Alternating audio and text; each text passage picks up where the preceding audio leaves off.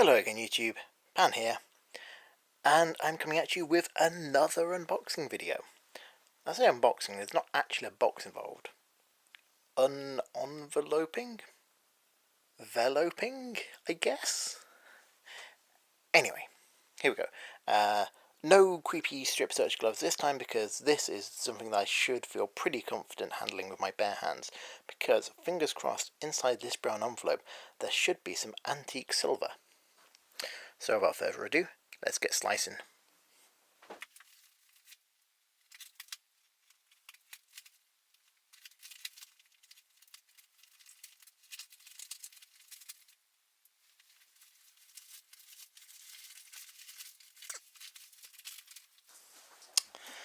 You know, I'm slightly disappointed they didn't pack it with popcorn. Polystyrene is, much less fun to eat.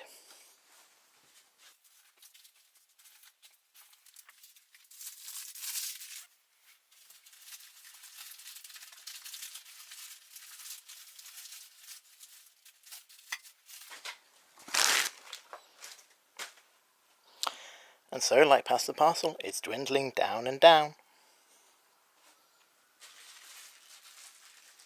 Can you tell what it is yet?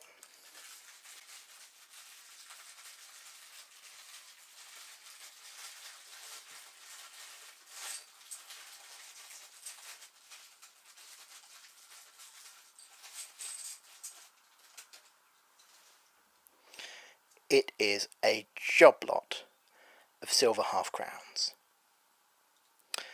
So I'm going to have a quick leaf through these and see which ones are nice and which ones are not so nice. And then we'll take a closer look.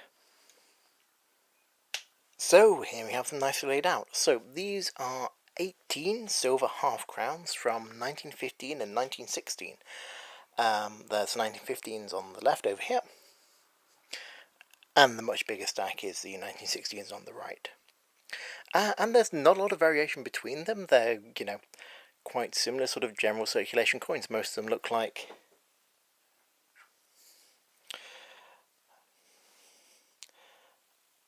this, with our, portrait of George V on one side, a bit worn, a bit kind of flattened over most of the face, and then the royal coat of arms on the reverse.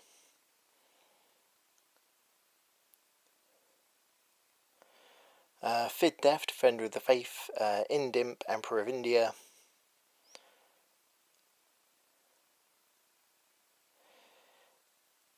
and basically, I've got various like these in my collection already. But crucially, most importantly, these coins are pre-1920, which means they are before the great debasement of the British coins, which means that these are sterling silver, so 92.5% pure.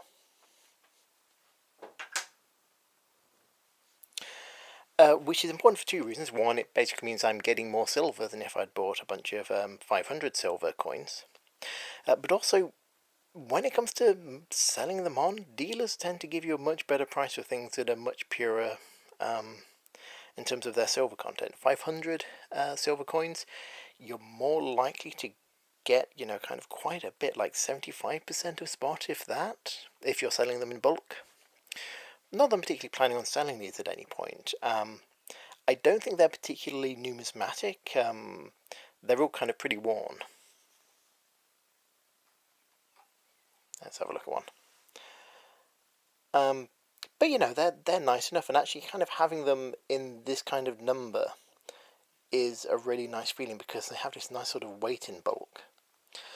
Also, I think it's worth pointing out that George V's portrait is really one of those that actually, holds up pretty well despite weathering down a bit. So, it looks a little bit like he's got, kind of low cheekbones, and his, kind of his hair blends into his ear a bit, which is a bit weird, but, most of the face, kind of the features and moustaches, all very clearly still there. So, it's one of the ones that holds up quite well, compared to, say, George III, where as soon as you get the slightest touch of wear to it, he looks like some kind of bizarre frog creature.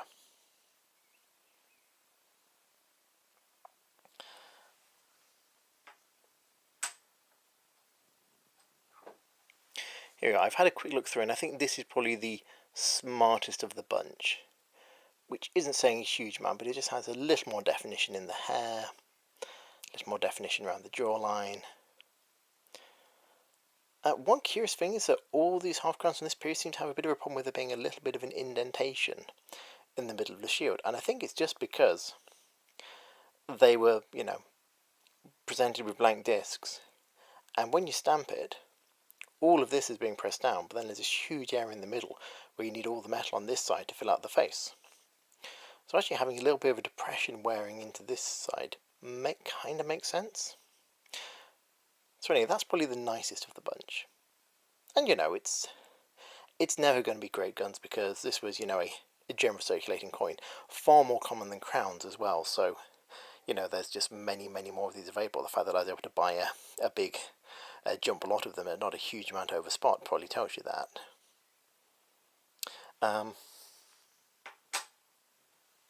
That said, there is some variation in quality, and I'm going to show you one particularly shocking coin that's down here in the corner. And I'm not quite sure what's been going on here. So first up, the obvious is that quite clearly somebody at some point has put a hole in the corner of it.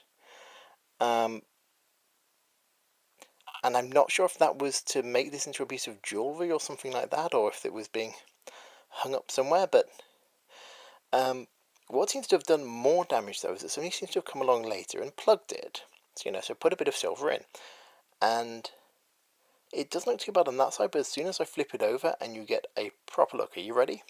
Are you ready for the reveal? Because this is a corker. Look at that.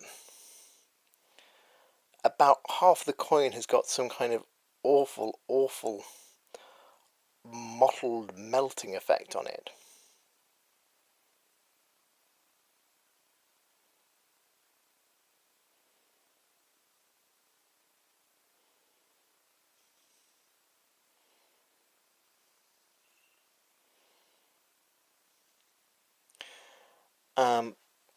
And so I don't know what's happened.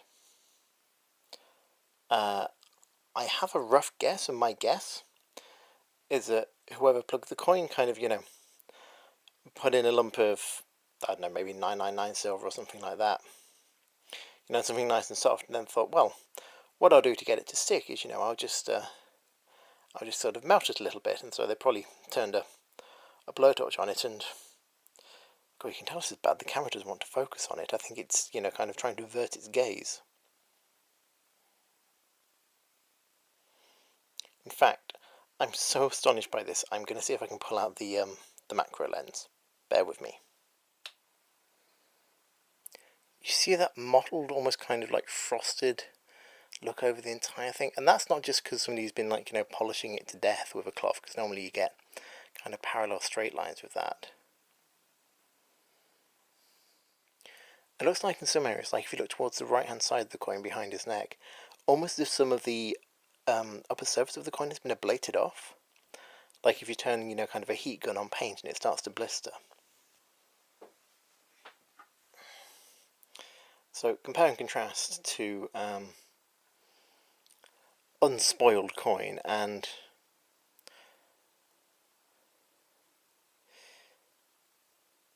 yeah, you've got Ryan Reynolds over here, and over here you have Deadpool. So that one, I think, is never going to make me much of a fortune in numismatic circles. But at the same time, I look at that coin and I say, golly, I bet that coin's got a story to tell. So here we go. So all in, that is 250 grams of sterling silver, which in terms of the pure metal content is just shy of 7.5 ounces of silver in there. So there we go. A nice big tasty lump to go with my mega unboxing from the other day.